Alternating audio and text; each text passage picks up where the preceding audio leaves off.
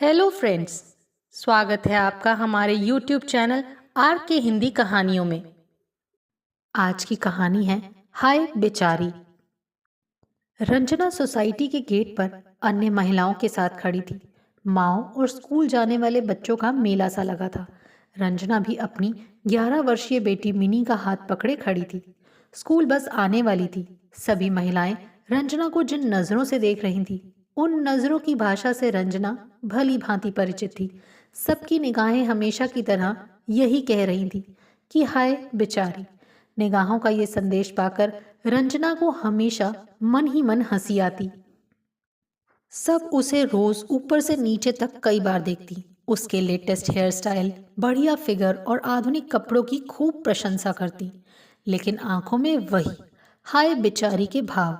School bus आ गई तो माओ का अपने अपने बच्चों को फ्लाइंग किस करने, आई लव यू बेटा, बाय बेटा, टेक केयर कहने का सिलसिला शुरू हो गया।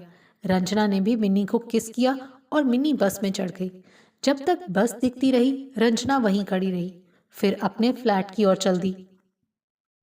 11 बज रहे थे। मिनी का स्कूल 12 से 6 बजे तक का था। सारे काम करने के लिए मेड आ गई।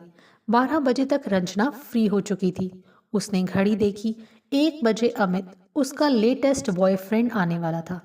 उसने सोचा 1 घंटा आराम कर ले, फिर अमित के साथ लंच करके इसके आगे की सोच कर ही रंजना के शरीर में मादक सी लहर दौड़ गई। आज 4 बजे उसकी किटी पार्टी भी है। अमित को भेजकर वो किटी पार्टी में चली जाएगी।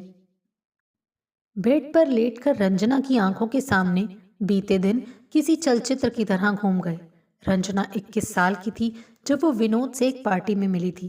पहली ही मुलाकात में दोनों एक दूसरे को दिल दे बैठे। दोनों ही सुंदर, स्मार्ट और आकर्षक थे। विनोद बेंगलुरु से मुंबई अपने बिजनेस के किसी काम से आया था। मिलने के 6 महीने बाद ही रंजना ने विजातीय विनोद से प्रेम विवाह कर लिया। दोनों के ही माता पिता इस विवाह के खिलाफ थे। रंजना के माता पिता, जो अंधेरी मुंबई में रहते थे, उन्होंने उससे संबंध तोड़ लिए। उसकी छोटी बहन संजना कभी कभी उससे फोन पर बात कर लेती थी। रंजना विनोद के साथ बेंगलुरु चली गई। विनोद के माता पिता भी रंजना को बहू मानने के लिए तैयार नहीं हुए थे। रंजना को याद आ रहा था कि उसने अच्छी पत्नी और अच्छी बहू बनने की बहुत कोशिश की थी, लेकिन बेहद कट्टरपंथी ससुराल में रहना अब मुश्किल होता जा रहा था। एक दिन विनोद ने ही कह दिया, रंजना, ऐसा करता हूँ कि अलग घर ले लेता हूँ। घर में रोज रोज का कलह अच्छा नहीं लगता। रंजना को इसमें भला क्या आपत्ति हो सकती थी। वो तैयार हो गई। विनोद ने एक फ्लैट ले लिया। अब रंजना खुश थी, लेकिन ये खुशी ज्यादा दिनों तक नहीं रह सकी। उसने नोट किया, विनोद उसके साथ बस रात को सोने ही आता है, सुबह अपने घर चला जाता है। एक दिन वो झुंझला गई, बोली, ये क्या चल रहा है? यहाँ बस सोने आते हो, अब यही तो हमारा घर है। वहाँ मेरे माता पिता, भाई बहन है, उन्हें छोड़ दूं? विनोद ने चिढ़कर पूछा। मैं उन्हें छोड़ने के लिए कहाँ कह रही हूँ। रोज मिलने जाओ, मुझे कोई आपत्ति नहीं है, लेकिन यहाँ अपनी पत्नी के पास तुम चोरों की तरह आ रहे हो। मुझे बड़ा अजीब लगता है। विनोद गर्दन झटक कर चला गया। रंजना को कुछ भी समझ में नहीं आया। ये तो वो देख ही चुकी थी कि विनोद एक बहुत धनी बिजनेसमैन का बेटा है। उनका बहुत बड़ा लंबा चौड़ा बिजनेस था। पूरा दिन अकेली रहने पर रंजना बोर होने लगी थी। सुबह नाश्ते से डिनर तक वो अकेली होती थी। विनोद ने मेड का भी इंतजाम कर दिया था। 1 साल बीत रहा था। रंजना अब गर्भवती थी। उसे लगा शायद अब सब ठीक हो जाएगा। उसने ये खुशखबरी विनोद को सुनाई तो उसने कोई खास उत्साह नहीं दिखाया। 2 दिन बाद रात को आकर कहने लगा, मैंने माँ को ये खबर सुनाई। रंजना ने चहक कर पूछा, वो खुश हुई? विनोद ने तटस्थ भाव से कहा, माँ ने कहा कि इस हालत में तुम्हारा अपने माता पिता के पास जाना ज्यादा ठीक रहेगा। रंजना को जैसे धक्का लगा। वो भड़क उठी, मैं क्यों जाऊं कहीं? मैंने सबको छोड़कर तुम्हें अपनाया है। सब मुझसे नाराज हैं, लेकिन मम्मी पापा अब भी तुम्हें अपनाने को तैयार नहीं हैं। तुम तो हो ना मेरे साथ, मुझे प्यार करते हो ना, फिर मुझे किसी की जरूरत नहीं है। विनोद ने थोड़ा अटकते हुए कहा, वो तो ठीक है, पर मैं उनके खिलाफ नहीं जा सकता। ये बात अब याद आ रही है, मेरे जीवन से खेलकर। रंजना चिल्ला पड़ी। विनोद ने धीमे स्वर में कहा, मैंने इस बारे में बहुत सोचा। यही ठीक लगा कि तुम मुंबई चली जाओ, मैं आता रहूँगा। मैं क्यों जाऊँ कहीं, मैं यहीं रहूँगी और अपने होने वाले बच्चे को पूरा हक दिलवाऊंगी। रात भर रंजना और विनोद में कहासुनी होती रही। सुबह विनोद चला गया।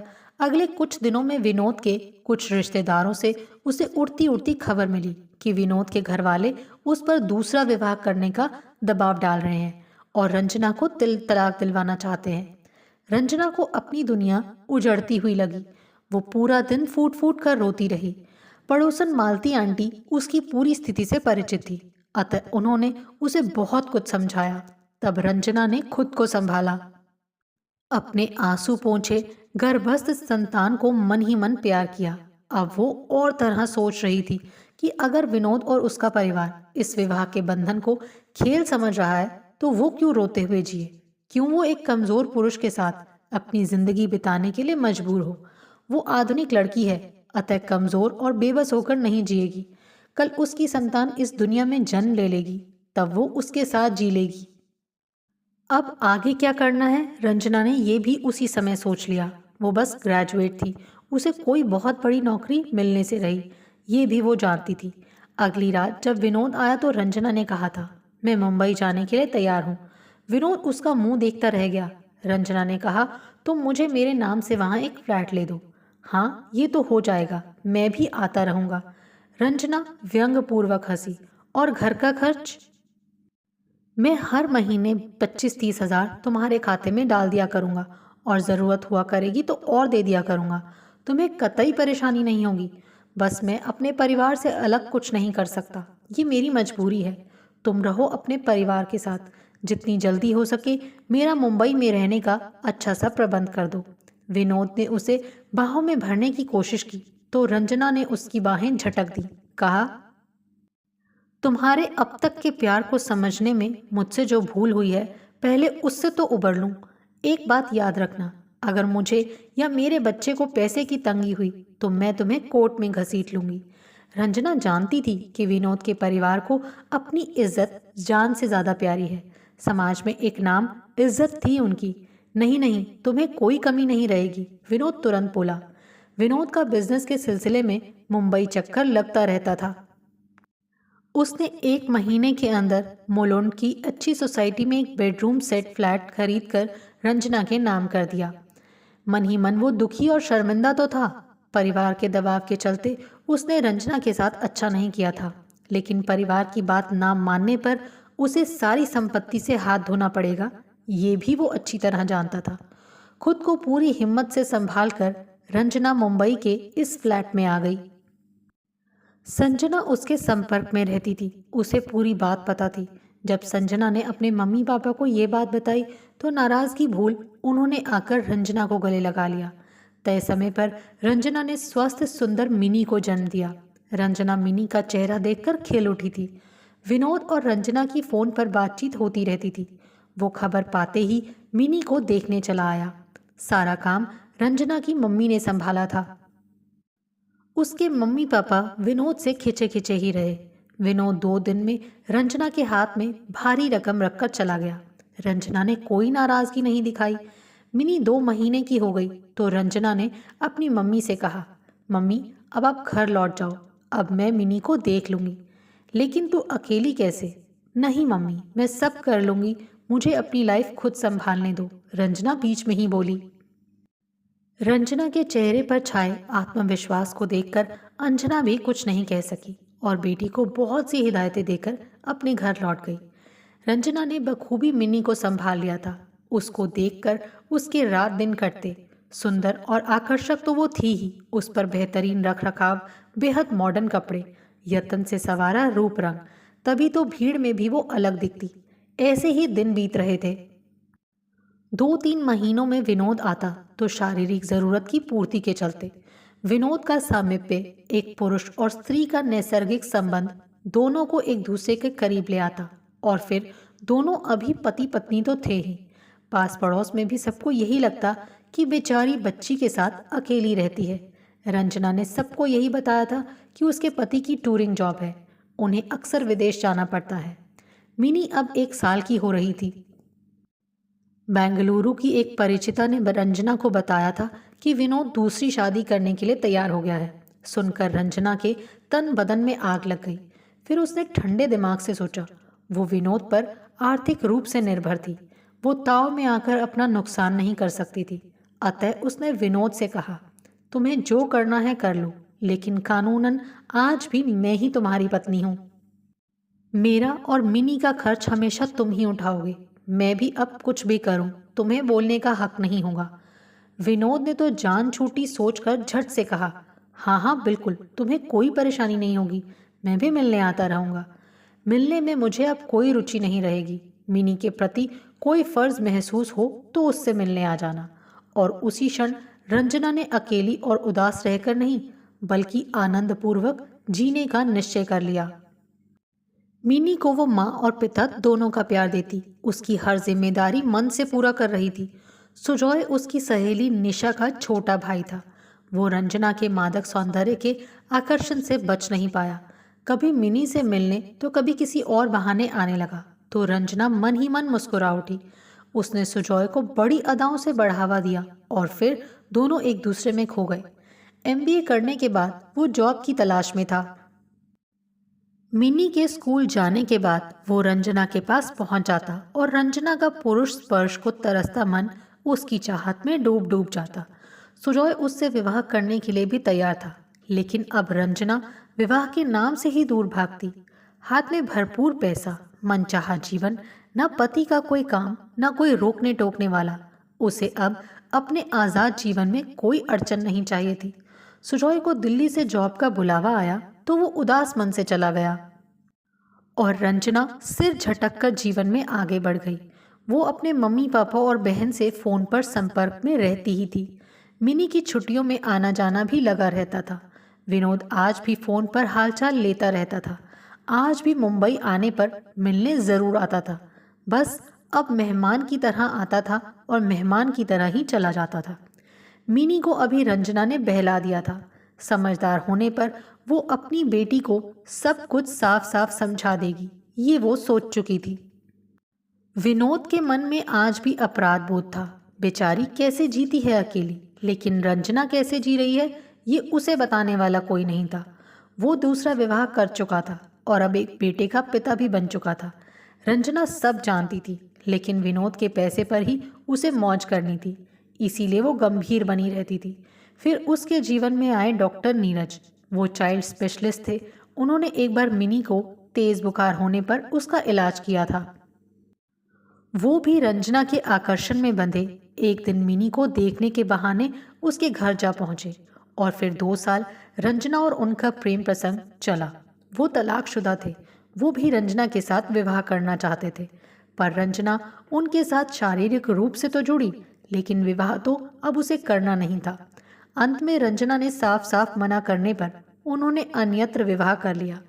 अब रंजना की दोपहरें अमित के साथ बीत रही थी। अमित कॉल सेंटर में काम करता था। उसकी अक्सर नाइट शिफ्ट होती थी। अमित से रंजना मिनी के स्कूल में मिली थी। वो मिनी की क्लास में पढ़ रहे सुधांशु का चाचा था।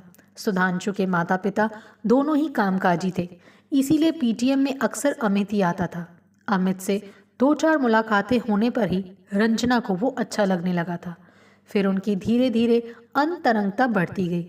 अब अमित के इंतजार में अतीत की स्मृतियों में डूबते उतरते डोरबेल बजने पर ही उसकी तंद्रा भंग हुई। अमित ने आते ही उसे बाहों में भर लिया। रंजना ने अपनी मादक हंसी बिखेरते हुए कहा, अरे पहले फ्रेश तो हो जाओ, लंच तो कर लो, सब बाद में। कहते हुए अमित रंजना को गोद में उठाकर बेड पर ले गया। रंजना भी उसकी बाहों में समाती चली गई। भावनाओं का ज्वार जब थमा तो दोनों काफी देर लेटकर हंसी मजाक करते रहे। फिर लंच करते हुए रंजना ने कहा, आज मेरी किटी पार्टी है। अच्छा, कब निकलोगी? 4 बजे। ठीक है, मैं चलता हूँ, तुम भी तैयारी करो। अमित बोला, कल से मिनी की गर्मी की छुट्टियां हैं, हम फिलहाल नहीं मिलेंगे, स्कूल शुरू होने के बाद ही मिलेंगे। एज यू विश, चलता हूँ। कहते हुए अमित ने रंजना के गाल पर किस किया। रंजना ने तुरंत किचन समेटी। टाइम देखा, 3 बज चुके थे। 15 मिनट लेट कर तैयार होगी, सोचकर वो बेड पर लेट गई। लेटते ही कुछ पल पहले अमित के साथ बिताए पलों ने उसे फिर आंतरिक खुशी दी कि कितनी खुश है वो, क्या बढ़िया जीवन जी रही है। अभी अपनी लेटेस्ट ड्रेस पहनेगी, लंबी रेड स्कर्ट के साथ ब्लैक टॉप, साथ में मैचिंग ज्वेलरी। किटी पार्टी में सभी उसकी ड्रेसिंग सेंस की तारीफ करती नहीं थकती। उसे उन कुछ मूर्ख महिलाओं पर हंसी आती है जिनकी ये कानाफूसी उसके कानों में पड़ती है कि हाय बेचारी कितनी अकेली है, कैसे जीती होगी, अपना समय कैसे काटती होगी। इन फुसफुसाहटों पर उसका मन होता है कि वो जोर से ठहाका लगाए। वो और बेचारी बिल्कुल नहीं, वो तो लाइफ एंजॉय कर रही है, कहाँ ज़रूरत है उसे पति नामक प्राणी की। फिर वो मन ही मन हंसकर उठकर तैयार होने लगी। तैयार होकर शीशे में देखा तो खुद पर इतरा उठी। फिर पर्स लेकर निशा के घर चल दी। पार्टी आज उसके घर पर ही थी। उसे देखते ही सब वाह वाह कर उठी। किटी पार्टी में लगभग 50 साल की 2-3 आंटियां भी थीं। सविता आंटी ने उसे ऊपर से नीचे तक देखा, फिर पूछा, कैसी हो बेटा? एकदम ठीक, कहकर रंजना औरों से मिलने लगी।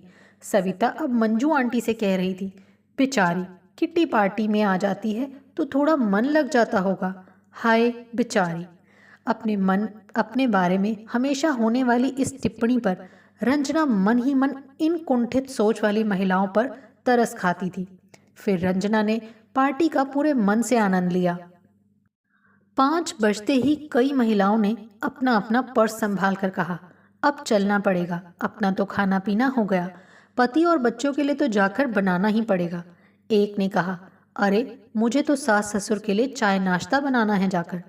रंजना आराम से बैठी थी, मन ही मन सोच रही थी कि बेचारी तो ये हैं, वो तो कितने आराम से जी रही है, जीवन का एक एक पल भरपूर आनंद उठा रही है और आगे भी उठाती रहेगी।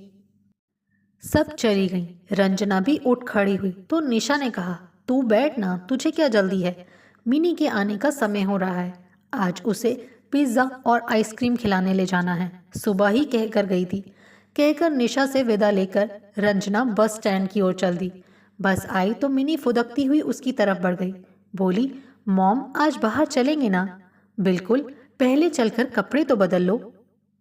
ठीक है मॉम। घर आकर मिनी को याद आया, अरे आज आपकी किटी पार्टी थी ना, आप बहुत स्मार्ट लग रही हैं।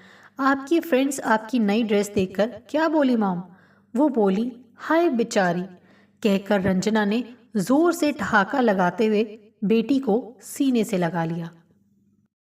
आपको हमारी ये कहानी कैसी लगी प्लीज़ कमेंट करके ज़रूर बताइए। अगर आप इस चैनल पर नए हैं तो इसे सब्सक्राइब करें और शेयर करें। Thank you.